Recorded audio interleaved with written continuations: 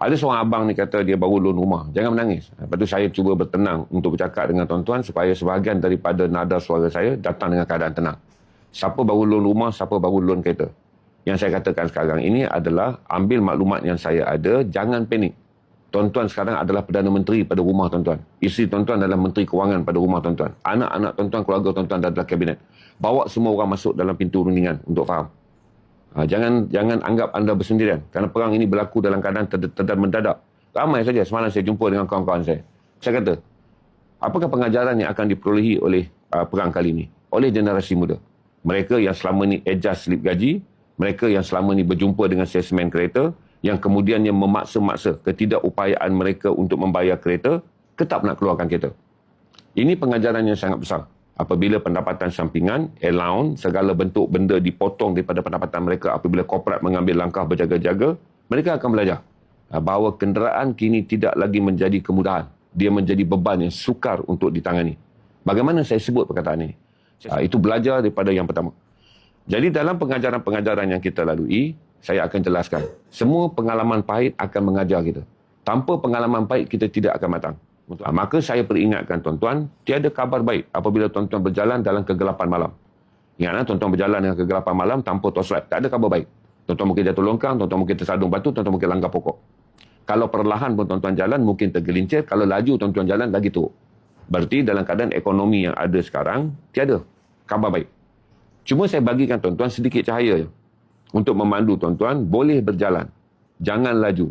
Dan banyak berjalan dengan tengok di bawah. Kerana langkah saudara pendek, beban yang paling dekat ada dekat dengan tuan-tuan. Berarti langkah yang boleh kita kawal dalam simbol metafora yang saya bagi, lampu yang sedikit, yang kita boleh tengok daripada dekat. Maksudnya ekonomi rumah kita. Perbelanjaan yang kita sendiri boleh kawal. Sebab kita tak boleh nak tunggu kerajaan buat apa untuk kebaikan kita. Kita kena buat dulu dengan apa yang ada dalam kawalan kita. Ingat, kita tak boleh tunggu apa kerajaan akan buat pada kita. Kerana tak banyak yang kerajaan boleh lindungi 8.2 juta isi rumah. Tapi 8.2 juta isi rumah ni boleh menguruskan dulu lebih awal. Apakah langkah yang mereka perlu ambil untuk membolehkan seorang bapa selaku Perdana Menteri, seorang isteri selaku Menteri Kewangan, kawal dulu benda di dalam kawalan kita. Sebelum kita menanti benda yang akan dibantu oleh kawalan kerajaan. Kalau kita tak dapat melakukan perkara ini, kita akan ada 2 kali panik. Panik kerana tak buat apa-apa, dan panik akhirnya kerajaan tak bagi apa-apa. Panik kerana tak buat apa-apa, dan panik kerana kerajaan tak membantu apa-apa. Maka sekarang lebih baik tuan-tuan panik sedikit ketika saya memberi panduan kepada tuan-tuan, ekonomi 2026 tak akan kembali pulih seperti sedia kala. Sekarang kita menanggung apa yang dipanggil beban perang. Sampai hujung tahun, kita menanggung beban pasca perang. Kalau perang ini berhenti pun.